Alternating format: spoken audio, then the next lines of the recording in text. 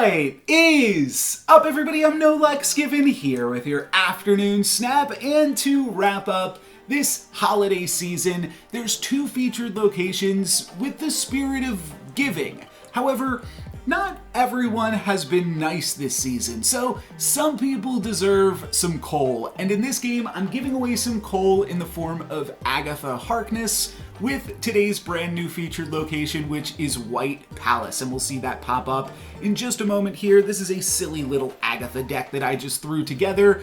White Palace copies the highest cost card in your opponent's hand, which with this deck will always be Agatha. We'll always have Agatha in our opening hand, and we'll always give it to our opponent, and then we gotta find a way to get rid of Agatha, and I think the best one-sided way to get rid of Agatha is going to be Loki. Now, my opponent is also playing Loki, and they gave me a Loki through White Palace. So this game's kind of weird. All Loki games are going to be a little bit weird, though, because you're playing cards from your opponent's deck. But this one's particularly silly, and then we've got Project Pegasus on turn 3. So now we're both going to be able to play Agatha here, and then we'll both be able to play Loki on turn 4. But that will also have kind of its own weird stuff with it, because when you play Loki against an Agatha deck, as my opponent is about to find out, you can get Agatha back again. So this is still going to work out pretty well for us, I'd say, as we both drop Loki on turn 4. I'm going to be able to get a bunch of sweet cards in my opponent's deck, and my opponent's going to get my terrible deck with Agatha and Kang the Conqueror. So there you go. Serves you right. Meanwhile, we get Loki, Cosmo, Moon Girl, Devil Dinosaur, and Nico. So we've got a bunch of fun things to do here, and I think the best thing that we can do is use Moon Girl to restock our hand after we dump it a little bit from Loki and Quinjet, and then use Loki to get a brand new hand, pump the collector up even more. And by making our hand big first with Moon Girl, there is a chance that we will redraw Devil Dinosaur, because I actually do like this Devil Dinosaur. We're going to have a bunch of cards in our hand with this Moon Girl. But I think that we can find it again if we draw a whole bunch more cards from my opponent's deck. So I'm going to throw Cosmo into the Agatha location. I briefly consider playing Nico because it's free, but I realize I'd rather just draw more cards with Moon Girl. So I'm going to play Moon Girl, and then I'm going to play Loki into Stark Tower. This will draw me 6 cards from Loki, half my opponent's deck. Meanwhile, all my opponent gets to do this turn is play Agatha. They're snapping. They are thinking they're in a good spot here, but I'm currently doing pretty well off. I'm beating my opponent in White Palace and Project Pegasus, and I'm losing by a decent amount in Stark Tower, but I will be able to reclaim that lead with the Devil Dinosaur that I just stole from my opponent, and then I can play a bunch of cheap cards in all of these other locations here still yet too. I don't really know that everything in this deck makes perfect sense. I'm playing a bunch of 5-cost cards, so that way I'm more likely to play Loki, and Agatha doesn't randomly play any of the other cards in my deck, and then Kang the Conqueror is just a card that I can play it, get it out of my hand, and then maybe I'll play Loki, because a turn 5 Loki still seems like it's probably better than turn 5, just a 1 card into Agatha on the final turn of the game. Though, I don't know, maybe that'll be fine. This is the only game I've played with the deck, so I'm not super sure, but we're able to dump a bunch of cards here on the final turn. Like I said, Devil Dinosaur still going to be big enough to grab us that win in the Stark Tower, and then Moon Girl into White Palace should be able to win us that location as well. Yeah, we got a ton of power there, and we're even battling for Project Pegasus here because my opponent messed up the order that they played their cards in, and I'm sure my opponent will contest this win, but we are able to win in all 3 locations, making them a huge loser. Kind of wanted to play one more game. Thought the deck was fun, so I figured I'd play another one. We'll see what happens, or if it's just a fluke. And it looks good. I didn't really think too much about the okay. Hold on now. That's not what I was expecting. Okay, so Sokovia discarding Agatha is quite interesting. I feel like people might retreat to a snap on that, thinking that I'm a Ghost Rider deck. and can now just Agatha for free. Or Ghost Rider for free, rather. But no, they're going to stay in it. That's fine.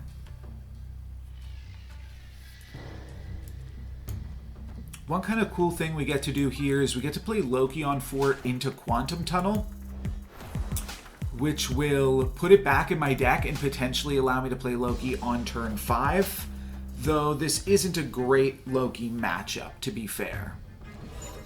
Alright, they might have just stolen my Kang. I grabbed their Hulk, which currently has no additional power in it, but I'll put some in it this turn. Collector does also get the buff from White Palace, so that's kind of cool.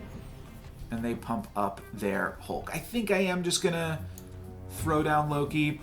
It is kind of terrible against this deck, but this deck is also just terrible in general. Yeah, let's do it.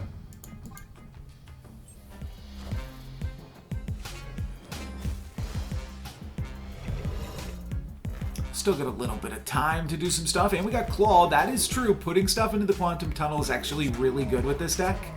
Oh, I'll definitely make sure to make use of the Quantum Tunnel next turn to... So it's after you play any card here. Great. Okay. So let's grab Vision and Arrow, right? And then just Loki again. I can't come up with any reasons not to do that. Except we should... Oh, we could throw Loki into Quantum Tunnel, but that's bad on the final turn. We should Squirp first, so that way we could potentially re-buy the Squirp. They'll be looking for Vision and Arrow primarily, and then I'll Loki again. Alright, this seems great. My opponent dropping an Abomination by the looks of it. We get Arrow, so we move the Thing over, move the Silk out, or just Silk. Then we Sunspot, that's going to become Scorpion again. Very cool. So we shrink their Hulk a little bit. They're going to play an Abomination, which means they're losing all... Oh, okay, they play my Spider-Woman that they stole off White Palace. But still, I'm winning all 3 locations. They cannot Hulk me. Scorpion becomes Vision. That seems pretty good. That's just worth playing there. And then might as well play Cyclops where they have 2 cards, and might as well block the Silk from coming in.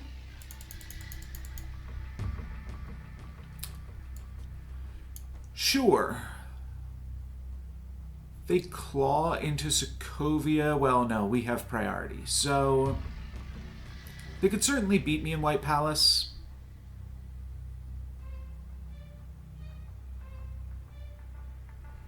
I think there's a slightly better play. And maybe we get the Silk here, maybe we don't, but either way, 10 power is a little bit more in White Palace. So that's probably better. They might just have like Shang-Chi or the thing that takes the Collector away. Oh, we hit the Sunspot. So there was actually a reason to play Quinjet over Enchantress. Didn't think about that. We'll see if it's a big deal. Looks like we are winning White Palace. Oh, they're just getting this away in the Quantum Tunnel. Though Enchantress does not do it. Were we up against a bot? Maybe we were just up against a bot, or... I mean, I guess they actually did beat me there if I didn't play the Cyclops, right? They would have tied this location. So I guess that's fair for them to battle for. And then they won the Quantum Tunnel. Okay, so maybe it wasn't a bot. So I actually decided I'm going to play one more game because there's another card that's cool in this deck that I did not realize, and that is Morph. I got this idea while reading... Well, I didn't really get this idea. I saw this idea while reading Safety Blade's article for Marvel Snap Zone, and I realized it's pretty good. If my whole game plan is to give my opponent Agatha with White Palace, then stealing that Agatha back again with Morph seems pretty sweet. So we'll see what we can do. Another Sokovia, this time Agatha is going to dodge that location. Claw into Onslaught. Citadel could be sweet on turn 5. Okay. Then they Master Mold me, which...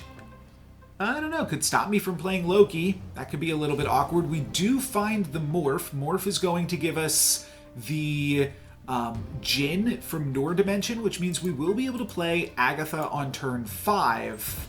which means we will have a choice over... Oh no, they deny me the Djinn. Oh, that's brutal. Maximus denies me the Djinn here. Let's see if Morph can copy. Oh, it copies their Agatha. Okay, so this is kind of what Safety Zone was talking about here. We get a free Agatha. Let's hit that there, and then this turn we'll just drop some Sentinels. I don't know if we get the Djinn before we get the Sentinel. I think we get the Sentinel first, though. I'm going to hope to play Claw into Onslaught Citadel. Oh, I do get the Djinn before the second Citadel. So on turn 5, I get to play, hopefully, Claw plus Djinn. Seems pretty unlikely, though. And we get to see another opponent playing Agatha. Okay, it's just going to be Vision, and then the Vision will move, the Silk will move. But this free Agatha is honestly probably just worth snapping for. Snapped a little bit late there, it's not going to count. We definitely win Nor Dimension, and now I do believe we'll win either of these other locations unless we hit the 50-50 that Agatha lands where my... It's actually not a 50-50. Oh. Wait, what just happened? Oh, they... Okay, that was confusing. They Iron Lad into Gladiator, which hit my Kang. So we wound up snapping on a Kang turn, unbeknownst to me. I'm going to snap again. I unfortunately don't have anything big in my deck. Gladiator for my opponent. We see a little bit of a different... No, this is the same place. Silk moved over into Nor Dimension. But now we might get Loki from that, which would just be very wacky. I think my opponent's going to stay in this one regardless, though. Loki might give us a lot of freedom, or it might just give me Agatha again, come to think about it. But Iron Lad will again hit Gladiator, which this time will give me Rock. No, okay, I was really hoping for Agatha, but I do still think that we win, or I was hoping for Loki, but I do still think that we win this one. I have a bunch of extra energy. Oh, from the Djinn.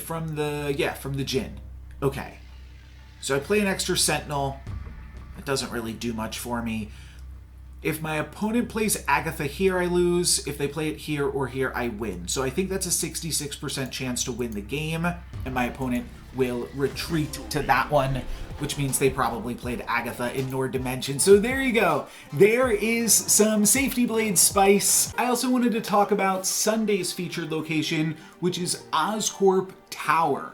And that could be a really, really scary featured location, especially with Havoc now in the game. Being able to just give your opponent a Havoc and then they really can't play seems very, very scary to me. Some other powerful cards with really good negative ongoing abilities are going to be Electro and Ebony Maw. And then you could also give your opponent like a really low power The Hood with Selene, giving that even less power, though that does have some weird things going on with Annihilus, as it always will. But those are some fun ways to take advantage of the other featured location coming up. I wanted to hit record and play a little bit more because I'm having fun playing this deck, and there were a few other things that I wanted to talk about as well. First is Jeff the Baby Landshark, which was in my deck at the start of this video.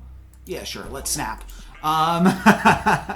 That's always fun. Opponent playing a Destroy deck probably doesn't have that many great ways to get rid of Agatha, but Jeff is terrible with Agatha. Didn't think about that at the start, but Agatha will always move Jeff, so it's just like a 2-3. I do think that Silk is still good, and the whole idea behind Silk, which I didn't really talk about, it's just a cheap card with a bunch of power that you could probably weave into your Loki turns in the end of the game. And so I felt like it was worth playing. Looks like my opponent is going to stay in it, though, which is fun. And we get a horrible location for them, so that's good. Hopefully we'll just be able to play Loki on turn 4 and out-destroy them. Nope, they're done. They're done. Wakanda plus Agatha, and they've had enough. All right, I'll jump into one more game then and talk about my last point that I wanted to make as well. So I briefly touched on this point, but I don't think I fully made the point. I said that Loki is a one-sided way to get rid of Agatha, and the reason that I make that distinction is most Agatha lists will play Wave, which is terrible if your whole game plan is to give your opponent Agatha, because then Wave will also allow your opponent to play Agatha, and then they'll also get the 14 power from it, and you've basically just done a whole bunch of nothing. But there are different alternatives to Loki if you're looking for something different to play today. And a little bit of lag here. Hopefully we can get in it. The other ways that you can get rid of Agatha that are one-sided are going to be Lady Sif, which will allow you to discard it. Okay, my opponent retreated off that one. I'll jump into one more here. I don't know if we just lagged and they got the White Palace and they got the Agatha, but it's possible. It's definitely possible. The other one-sided Agatha way, though, is Electro. Instead of using Wave specifically, you can play Electro, which kind of does work in this deck because you play so many 5-cost cards. The slightly awkward thing about Electro is like it encourages you to run other expensive cards in your deck, so that way you can make use of 7 energy again, like on the final turn of the game. Otherwise, you'll just play like one more 5-cost card, which might be fine enough. You also have the opportunity on turn 6 to play whatever you steal from your opponent with the featured location. I'm playing my cards in good locations here, so this game could be good for me if I'm just able to draw Loki. Yeah, so Electro could certainly be a card that you could run in the deck. Maximus could be really good for me. Just need to find the Loki. Okay, we're going to morph into Gamma Lab, which isn't ideal, but we were pretty likely to wind up in Gamma Lab regardless here. I think it's a 50-50 that I wound up in Gamma Lab. Dr. Octopus! Whoa! Hopefully we don't take my opponent's Agatha. Does that move this in? It does. So it's 2 Hulks. Oh, but we take their whole deck! Wow. Okay. What a crazy... Okay, they're going to Shang-Chi me. Will they Doc Ock me, though, now? Doc Ock me, please. No, Legion to turn everything into Gamma Lab. Wacky game. Very, very wacky game. I'm snapping because my opponent now has no deck and 1 card in hand for the rest of the game. We should be able to beat that. Even with Agatha. Forgot we were playing Agatha. We still get the retreat. There we go. That's all I've got for this video. That was an incredible game to end on. That's going to be it for me today. Thank you guys very much for watching. I'm NoLucksGiven. Peace.